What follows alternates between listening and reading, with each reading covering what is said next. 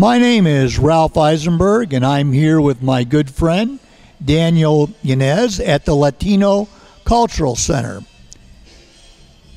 Daniel is the owner of the Basement Gallery in Oak Cliff, and this is his first curated show at the Latino Cultural Center.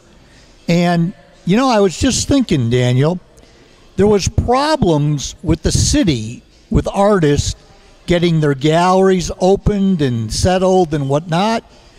Did this in any way contribute and help you be able to make the decision to get out and come down here for this 2-month show? Actually, they invited me to come out here and put on this or curate this show. I guess it was kind of in response of the gallery being shut down, and the Latino Cultural Center wanted to come in and give me a hand any way they could. And the best way they figured they could help was to help us put on our show here. And it's kind of just a representation of what the Basement Gallery is and what we represent as far as artists. So we were like, yes, let's do it. And I feel like it's going to be a really great show here to kind of express what we do, you know, at the basement. Well, the show actually has 15 different artists, and the title of the show is There Goes the Neighborhood. And based on the art that you'll be seeing, it's certainly very unique. The show certainly shows all types of imagery and representations of, not necessarily, in my impression, where there goes the neighborhood, but there's actually hope for the neighborhood because it offers solutions.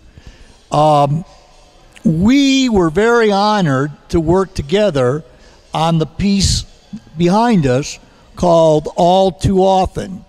And let me just do the technical side of it and then turn it over to Daniel to tell you about it.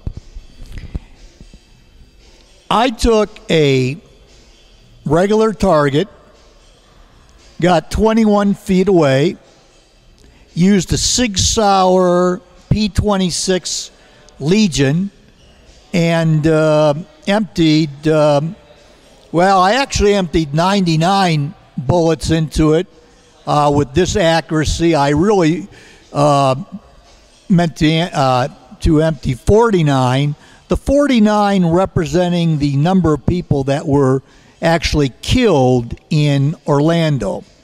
Let me just say that this is not something that I recommend somebody that is not a shooter, that does not have a license attempt to do. You know, I have a concealed handgun permit, and this was done at a shooting range. I actually created a space between two targets so that I would have entrance wounds and exit wounds, and it really turned out rather graphic. And from there, I'll let Daniel take over. It really was, what he did after that was pretty exciting. Yeah, pretty much what I did was took the target that he shot, which was a paper target overlaid 2 pieces of thin foam. So what I then did was I cut out the silhouette of the target of the foam, and then I thickened it with more foam. We went on the edges with the spackle to make it look like it was a whole piece made out of stone.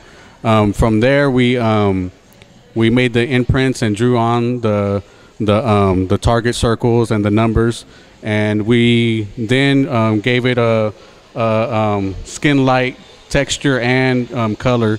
And then we also went in with the blood to where the bullets hit its target. Yeah, it looks really nice. We went with the wood base, and just to kind of bring it all together and make it more of like a sculptural type piece rather than just a target. This is actually going to be the first of 4 variations. And next door, you will shoot a second variation.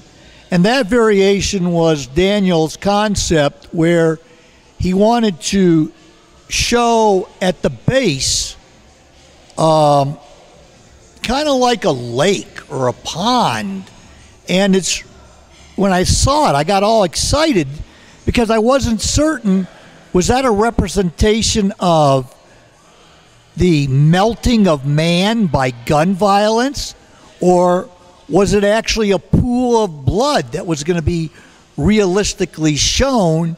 And of course, you have the same wounds, the exact same wounds. The third element or variation will be one that will be done where we really make the base and the second one very much more graphic. And then finally, we will do a much taller sculpture where we will use rebar and represent a bullet, and the silhouette, the target, will be actually hanging between the bullet. And here's the point of what this is trying to do. Photojournalists, the media, does not get to show the American public what happens when a person is shot. And Daniel and I both believe that if there were more graphic photographs in the media showing the cause and effect of a gunshot, that you would see perhaps a decrease in the amount of guns being used. I would say, if you agree with me, especially in family violence. I mean, when you see how brutal these things are, you pull that trigger, that's it. And the way it's reported in the newspapers with a white sheet or a black bag over, you don't get that opinion. Daniel, why don't you tell the folks out there a little bit more about your show and what you're doing? We've got our piece covered, but talk a little bit more about what you're doing. Well, we're here at the Latino Culture Center. The Culture Center approached me about maybe about 5 months ago, and they heard about through newspapers and magazines about what was happening at the Basement Art Gallery, about our shutdown with the city. From there, they just wanted to see how they could help and support us and pretty much keep the basement alive, because what we do down there is very much community oriented and art community oriented. And so, like, our focus is bringing attention to artists from not only, I guess the best word would be from the hood. I mean, from places that I'm from places that are not very financially well off. So that's what I try to provide there at the basement, is a space that we can call our own and express ourselves without getting into trouble and without doing what most people think that we do out there. So but yeah, so we put together this art show with artists that have exhibited artwork at the Basement Gallery. We chose 15 artists, some of the best artists that have shown down there, and they really came with their A game today. They really expressed through their art what we represent down there as the basement, as young artists that have talent, that have skills, that have education, that we're able to put these pieces together in such a way that makes sense to people and translate our ideas very well. So we'll just continue to do that, and we're really, really appreciative to the Latino Cultural Center for allowing us to do this today, and hopefully we get to do this again, and definitely come down the basement in Oak Cliff and kind of see what we're about. Thank you. Well, I want to thank Daniel for working with me, because this is my first collaborative work of art, so I'm brand new at it, and without you, I would have never have gotten the opportunity to see something in my life created. One advertisement, if you will. Every piece of art that you see here is for sale. And a lot of these artists are, in fact, starving artists. So we certainly encourage folks to take a look at the art and take a look at the price list. And if they see something they like, see Daniel or one of the other staff and take really home some great artwork. This is Ralph Eisenberg on behalf of In the Basement at the Latin Cultural Center with the grand premiere of There Goes the Neighborhood. Thank you.